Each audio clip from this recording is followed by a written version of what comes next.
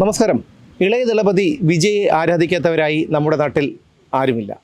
ചെറുപ്പക്കാരിലെ ഒരു വലിയ വിഭാഗം പേരും കുട്ടികളിലെ ഒരു വലിയ വിഭാഗം പേരും വിജയുടെ കട്ട ആരാധകരാണ്. ഇങ്ങനെ ഒരു കട്ട ആരാധകരാണ് തിരുവനന്തപുരം ചെങ്കൽച്ചൂളയിലെ ശക്തി എന്ന റോഷൻ എസ് ലെനിൻ.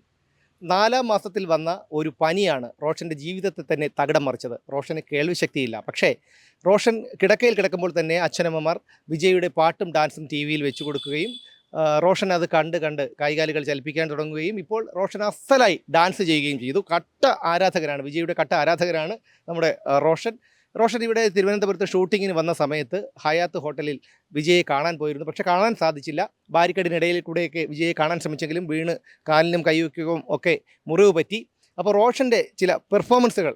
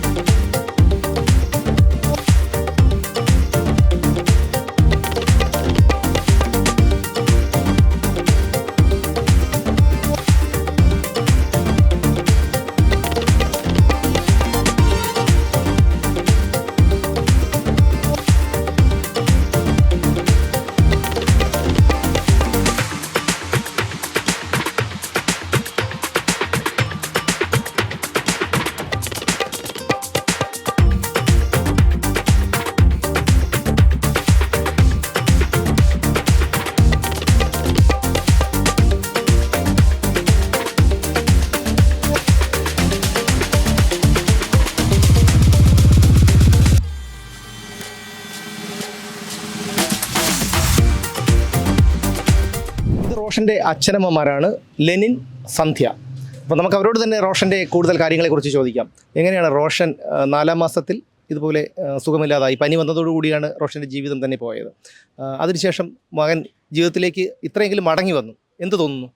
ഇത്രയും മടങ്ങി വന്നതിൽ വളരെ സന്തോഷം. ഒരിക്കലും പ്രതീക്ഷിച്ചില്ല അവൻ ഇങ്ങനെ ഒരു നിലയിൽ വരുമെന്ന്. എന്ന് പറഞ്ഞാൽ അവൻ നടക്കുമെന്ന് പോലും ഞങ്ങൾ പ്രതീക്ഷിക്കാത്ത ഒരു സാഹചര്യത്തിലാണ് ഇത്രയും അവൻ എത്തിയത്. അത് ആ 4 മാസത്തെ വന്ന പനി കാരണം അവനൊരു 3 വയസ്സ് വരെയും അവൻ SAT ഹോസ്പിറ്റലിൽ അഡ്മിറ്റ് ആയിരുന്നു. അത് കഴിഞ്ഞ് ഡോക്ടർ പറഞ്ഞു വിട്ടത് പിന്നെ അവൻ എണീക്കാനോ ചിലപ്പോൾ കേൾവി നഷ്ടപ്പെടും, ഇല്ലെങ്കിൽ കാഴ്ച നഷ്ടപ്പെടും, അങ്ങനെ ഒരു കുഞ്ഞായിരിക്കും എന്നാണ് ഹോസ്പിറ്റലിൽ നിന്ന് പറഞ്ഞു വിട്ടിരുന്നത്. ട്രീറ്റ്മെൻ്റ് ഒന്നും ഇനി ഇല്ല എന്നുള്ള രീതിയിലാണ് പറഞ്ഞു വിട്ടത്. പിന്നെ നമ്മൾ വീട്ടിൽ വന്ന് അവനെ ഓരോ ഇതിലും ഇരിക്കുമ്പോഴും എനിക്ക് തോന്നിയിട്ടുണ്ട്, പാട്ടൊക്കെ കേൾക്കുമ്പോൾ അവന് ആ കണ്ണുകളുടെ ചലനം കാണുമ്പോൾ നമുക്ക് മനസ്സിലാവും അതൊക്കെ ഉള്ള ഒരുപാട് താല്പര്യമുണ്ടെന്ന്. അങ്ങനെയാണ് TV പാട്ട് ഇട്ട് കൊടുക്കും. അത് ഇട്ട് കൊടുത്ത് അവൻ മിണ്ടാതെ കരയാതിരുന്നോളും.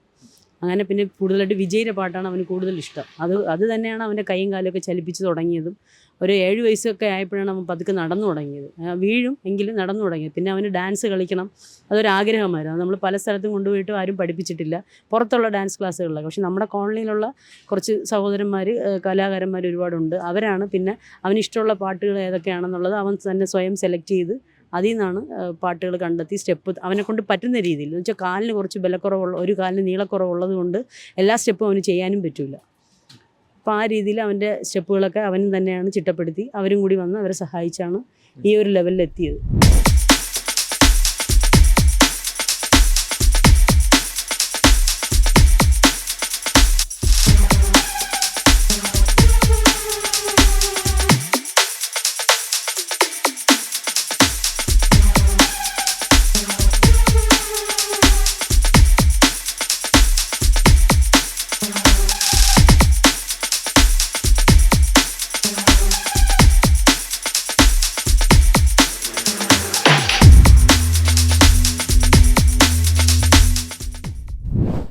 റോഷന് ഏഷ്യാനെറ്റിൻ്റെ എന്തോ പുരസ്കാരമൊക്കെ കിട്ടിയെന്ന് അറിഞ്ഞു. ഏഷ്യാനെറ്റ് ന്യൂസ് സംഘടിപ്പിച്ച ഭിന്നശേഷിക്കാരുടെ ഒരു പരിപാടി ഉണ്ടായിരുന്നു. അത് എനിക്ക് തോന്നുന്നു കേരളത്തിലും പുറത്തുനിന്നും ഒരുപാട് എൻട്രി സ്വീകരിച്ച് അവരെ വീഡിയോസൊക്കെ കണ്ടിട്ടാണ് ഇത് കിട്ടിയത്. ഏഷ്യാനെറ്റ് ന്യൂസിൻ്റെ ഷൈനിങ് സ്റ്റാർ അവാർഡ്. കാരണം ഏഷ്യാനെറ്റ് പോലെ ഫെമിലിയറായ ചാനൽ, വേൾഡ് വൈഡ് പോകുന്നൊരു ചാനലിൽ അപ്പോൾ അവന് പാർട്ടിസിപ്പേഷൻ ചെയ്യാനും അതിനകത്ത് ഷൈനിങ് സ്റ്റാർ ആവാനും കിട്ടിയത് മോന് കിട്ടിയ ജീവിതത്തിലെ ഏറ്റവും വലിയ ഭാഗ്യമായിട്ടാണ് നമ്മൾ കണക്കാക്കുന്നത്. കാരണം ഞാൻ പറഞ്ഞില്ലേ, ഈ ഇങ്ങനെ ഇത്തരത്തിലുള്ള കുട്ടികളെ സമൂഹത്തിൽ പലരും വിളിച്ചു വയ്ക്കുകയാണ് പതിവ്. അപ്പം നമ്മളങ്ങനെ ചെയ്തില്ല. അവനിൽ എന്താണ് അവനെ കൊണ്ട് കഴിയുന്നത്, അതിനോട്ട് മോട്ടിവേഷൻ നമ്മൾ കൊടുത്തു. രക്ഷകർത്താക്കൾ നിലയ്ക്ക് ഞങ്ങൾക്കത് കൊടുക്കാൻ പറ്റി. അത് ഞങ്ങളും പൂർണ്ണ സംതൃപ്തരാണ്. മോൻ എത്രയെങ്കിലായ ഞങ്ങൾ വളരെ സന്തോഷത്തിലുമാണ്. കാരണം അവനിലൂടെയാണ് ഇപ്പോൾ നമ്മൾ, അല്ലെങ്കിൽ ഞാനും വെറുതെ ഒരു ലെനിൻ അല്ലെങ്കിൽ ഒരു സന്ധ്യ എന്ന് മാത്രം അറിയപ്പെടേണ്ട ആൾക്കാരാണ്. ഇപ്പോൾ റോഷൻ്റെ അച്ഛനും അമ്മയെന്ന് പറയുമ്പോഴത്തേക്കും അതൊരു സന്തോഷമാണ് അല്ലേ? പിന്നെ കാര്യം നമ്മളെ മക്കളിലൂടെ നമ്മൾ അറിയപ്പെടാന്നൊക്കെ പറഞ്ഞു കഴിഞ്ഞാൽ ഏറ്റവും വലിയ നമുക്കത് മക്കൾ തരുന്ന ഏറ്റവും വലിയൊരു ഗിഫ്റ്റല്ലേ നമുക്കത്. അവരിലൂടെ നമുക്ക് അറിയപ്പെടാൻ കഴിയും. അതിനെ നമുക്ക് കിട്ടിയ ഏറ്റവും വലിയ ഒരു നമുക്ക് കിട്ടിയ ഏറ്റവും വലിയ നിധിയാണ്.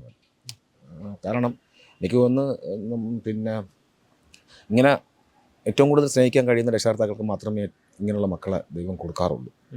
ഞങ്ങളെ ഇത് കണ്ടെങ്കിലും ഇങ്ങനെ ഇവരെ ഒളിച്ചു വയ്ക്കുന്ന രക്ഷകർത്താക്കൾ അങ്ങനെ ഒളിച്ചു വയ്ക്കേണ്ടത് യാതൊരു ആവശ്യമില്ല. അവർക്ക് ഒന്നിലല്ലെങ്കിൽ മറ്റൊന്നിൽ ദൈവം ഒരു കഴിവ് കൊടുത്തിട്ടുണ്ട്. കാരണം നമ്മളെ കൊണ്ട് ഇന്ന് തേച്ച് മിനുക്കി കൊടുക്കുക, അത്ര മാത്രമേ ചെയ്യാൻ നമ്മളെ കൊണ്ട് സാധിക്കുന്ന കാര്യം നമ്മൾ ചെയ്തു കൊടുക്കുക. അത് തന്നെ നമ്മുടെ ഏറ്റവും വലിയ നമുക്ക് ബാങ്ക് ബാലൻസോ മറ്റൊന്നുമല്ല ഉണ്ടായിട്ടുണ്ട് അവർക്ക്. അതുപോലെ റോഷൻ വിജയിയെ കാണാനായിട്ട് ഹയാത്തിൽ പോയ ഒരു സംഭവം ഉണ്ടായിരുന്നു. ഇപ്പം വിജയ് ട്രിവാൻഡ്രത്ത് ഷൂട്ടിന് വന്നല്ലോ. അപ്പം ഇവൻ്റെ ജീവിതത്തിലെ ഏറ്റവും വലിയ ആഗ്രഹം എന്ന് വെച്ചാൽ പിന്നെ വിജയെ കാണണമെന്നാണ് തന്നെയാണ് എൻ്റെ ഏറ്റവും വലിയ ആഗ്രഹം. അപ്പം അവൻ്റെ പല ആഗ്രഹങ്ങളും സാധിച്ചു കൊടുക്കാം. നമുക്ക് സാധിച്ചു കൊടുക്കാൻ ഇതുവരെ കഴിഞ്ഞില്ല. കാരണം അദ്ദേഹത്തെ കാണാൻ നമുക്ക് പറ്റില്ലല്ലോ. ലാസ്റ്റ് ഹയാത്തിൽ വന്നപ്പോഴത്തേക്കും അവൻ അവിടെ പോയി എല്ലാ ദിവസവും വിജയെ കാണുന്നുണ്ട്. പക്ഷേ വിജയ് അവനെ കാണുന്നില്ല. എല്ലാ ദിവസവും വിജയ് കാണുന്നുണ്ട്. ആ ബാരിക്കേഡിൻ്റെ ഇടയിൽ കൂടെ ഒക്കെ പോയി അവൻ്റെ വൈകല്യങ്ങളെ ആ തിരക്കിൻ്റെ ഇടയിൽ ക്രൗഡിൻ്റെ ഇടയിൽ കൂടെ കയറാൻ പറ്റില്ല. എന്നാലും അതിൻ്റെ ഇടയിൽ കൂടെ കയറി ഞങ്ങളോലും അറിയില്ല. ഈ വെക്കേഷൻ സമയമാണ്ട് ഞങ്ങൾ രണ്ടും ജോലിക്ക് പോകും.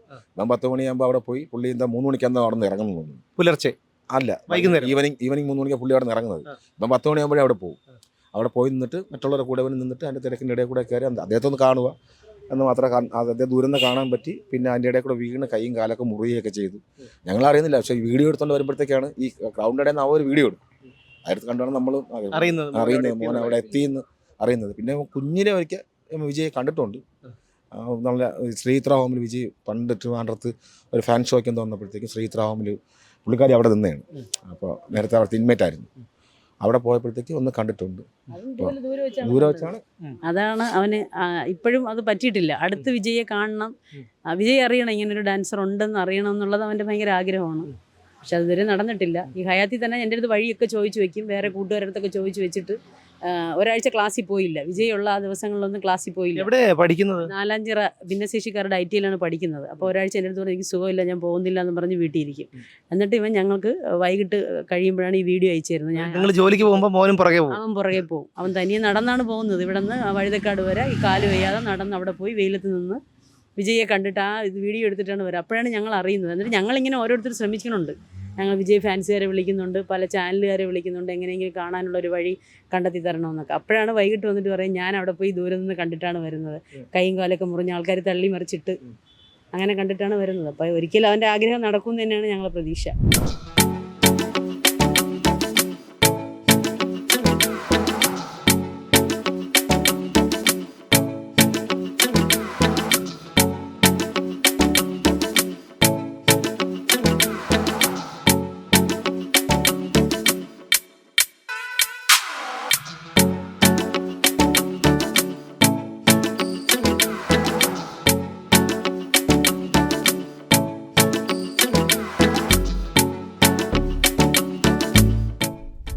സത്യസന്ധമായിട്ട് നമ്മൾ എന്താണ് നമ്മൾ ആഗ്രഹിക്കുന്നത് അത് സത്യസന്ധമായിട്ട് നമ്മൾ ആഗ്രഹിക്കുകയാണെങ്കിൽ നമുക്ക് കിട്ടും. എന്നായാലും അത് കിട്ടും.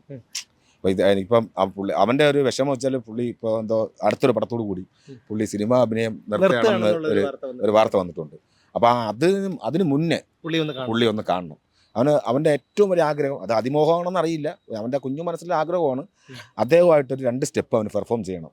കാരണം ഈ ഇത്തരത്തിലുള്ള കുട്ടികളും അദ്ദേഹത്തെ ഇത്രത്തോളം സ്നേഹിക്കുന്നു മാത്രമല്ല അദ്ദേഹത്തിൻ്റെ ഓരോ ചലനങ്ങൾ പോലും വാച്ച് ചെയ്യുന്നുണ്ടെന്നും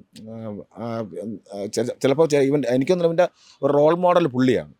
കാരണം ഇവൻ ഡ്രസ്സ് എടുത്താലും ഇവൻ വിജയുടെ ചില നെറ്റിൽ ഡൗൺലോഡ് ചെയ്ത് ചില ഫോട്ടോസ് വെച്ചേക്കും. ഇപ്പോൾ നമ്മളിപ്പോൾ കടയിൽ പോവുകയാണെങ്കിൽ ആ ഡ്രസ്സില്ലെങ്കിൽ അവൻ എടുക്കില്ല, ആ ഡ്രസ്സില്ലെങ്കിൽ അവന് വേണ്ട. അപ്പോൾ ഞങ്ങൾ എന്ത് ചെയ്യുന്നത് വെച്ചാൽ നമുക്കൊരു പരിചയം തയ്യക്കാരുണ്ട്. ഞങ്ങൾ ആ സെയിം കളർ വ്യത്യാസത്തിലും ശകലെങ്കിലും വ്യത്യാസമുള്ള തുണിയൊക്കെ എടുത്തുകൊണ്ട് കൊടുത്ത് അതുപോലെ തയ്ച്ച് അതുപോലെ ഷൂ വാങ്ങണമെങ്കിലും അങ്ങനെ തന്നെയാണ്. അപ്പോൾ നമുക്ക് വിജയ് ഇടുമ്പോൾ ഡ്രസ്സ് നമുക്ക് അവർ കോസ്റ്റ്യൂം ഡിസൈനർമാരുണ്ടല്ലോ, നമ്മളെവിടെ പോയി കളക്ട് ചെയ്യും. എന്നാൽ അങ്ങനെയാണ് അവൻ്റെ ഒരു റോൾ മോഡൽ പുള്ളി തന്നെയാണ്. അപ്പോൾ എങ്ങനെയെങ്കിലും ഞാൻ പറയുന്നത് ഞാനും പറയുന്നൊരു അതിമോഹമായിരിക്കാം ചിലപ്പോൾ ഈ വാർത്ത കാണുന്ന ആരെങ്കിലുമൊക്കെ വിജയായിട്ടൊക്കെ അല്ലെങ്കിൽ അദ്ദേഹത്തിൻ്റെ മാനേജറുമായിട്ടൊക്കെ ബന്ധമുള്ള തമിഴ്നാടുമായിട്ട് ബന്ധമുള്ളവരൊക്കെ ഉണ്ടായോ ആരെങ്കിലും വഴി പിന്നെ ഞങ്ങൾ ശ്രമിക്കുന്നുണ്ട്. ഈ വാർത്ത കാണുന്ന ആരെങ്കിലും ഒന്ന് ഷെയർ ചെയ്തിട്ട് അവനൊന്ന് വിജയ് സാറിൻ്റെ അടുത്ത് എത്തിച്ച് പുള്ളിയെ ഒന്ന് കൂടെ. ചിലപ്പോൾ ഇതൊരു നിമിത്തമായിരിക്കാം. കാരണം ഞങ്ങൾ റോഷനെ കുറിച്ച് അറിയാനും ഇവിടെ ഇപ്പോൾ വരാനും, അപ്പോൾ ഇതെങ്ങനെയെങ്കിലും വിജയുടെ അടുത്തെത്തി അദ്ദേഹം റോഷന് അദ്ദേഹത്തെ കാണാനുള്ള ഒരു ആഗ്രഹം സഫലീകരിക്കട്ടെ എന്ന് മാത്രമേ ഞങ്ങൾക്കും പറയാനുള്ളൂ.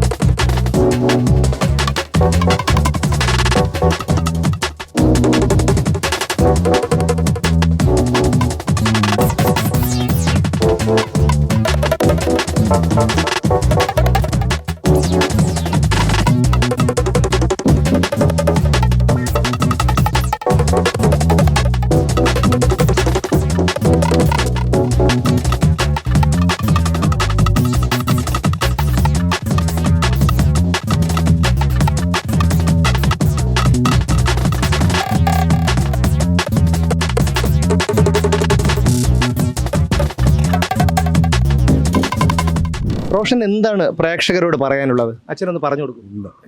റോഷന് എന്താണ് പറയാനുള്ള ടി വി കാണുന്നില്ല, എന്തോ പറയാം പറ.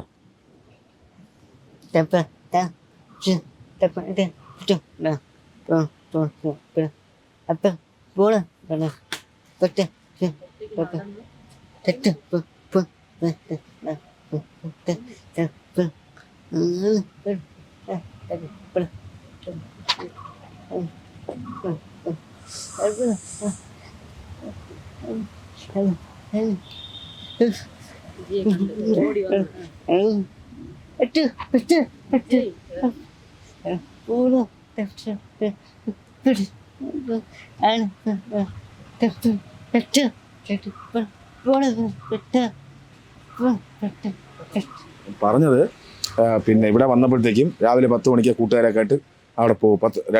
പുള്ളി 3 മണിക്കാണ് പോകണത്. ഇവിടെ നിന്ന് ഒറ്റയ്ക്ക് നടന്ന് അവിടെ ചെന്ന് ഹയാത്തിൽ ചെന്ന്, നമ്മൾ നേരത്തെ പറഞ്ഞ തന്നെ കൂട്ടുകാരെല്ലാം അവിടെ ഹയാത്തിൽ ചെന്നിട്ട് അതിൻ്റെ ഇടയിൽ കൂടെ കയറി നിന്ന് മരത്തിൻ്റെ മുകളിലേക്ക് കയറി നിന്ന് പുള്ളി വിജയം അങ്ങനെ ഓടി വന്ന് കണ്ടപ്പോഴത്തേക്ക് അവന് ഭയങ്കര സങ്കടമായിപ്പോയി. കാരണം കാണാൻ പറ്റിയല്ലോ എന്നുള്ള സങ്കടം, ഭയങ്കര സങ്കടമായിപ്പോയി. അപ്പോൾ പിന്നെ അങ്ങനെ വിജയ് എന്ന് വിളിച്ച് വിജയ് എല്ലാവരും കൈയൊക്കെ കാണിച്ച് വിജയ് പ്ലെയിനിൽ അങ്ങ് തിരിച്ച് നാട്ടിൽ പോയെന്നാണ് പറഞ്ഞതിൻ്റെ ഇത്. എന്നിട്ട് അവിടെ പോയി സെക്യൂരിറ്റി പറഞ്ഞ് സംസാരിക്കാത്ത കൊച്ചാണ് വിജയ് കാണാൻ സെക്യൂരിറ്റി പറഞ്ഞു പോടാന്ന് പറഞ്ഞു വിട്ടത്. അതാണ് ഇപ്പോൾ പറഞ്ഞത്. അതിൻ്റെ വിഷമം സങ്കടമാണ് പറഞ്ഞത്. ഇപ്പോൾ വിജയ് എന്തായാലും വിജയ് കാണാൻ പറ്റും കേട്ടോ, ഒരിക്കലും വിജയ് കാണാൻ പറ്റും. വിജയ് റോഷനെ അന്വേഷിച്ച് വിജയ് വരും. അദ്ദേഹം ഒരുപാട് പേരെ ഇതേപോലെ പോയി കണ്ടിട്ടുണ്ട്, ഒരുപാട് പേരെ കാണാൻ അവസരം ഒരുക്കിയിട്ടുണ്ട്. അതുപോലെ ഇതെങ്ങനെയെങ്കിലും വിജയുടെ അടുത്തെത്തും. വിജയ് എന്തായാലും റോഷനെ കാണാനായിട്ട് വരും കേട്ടോ.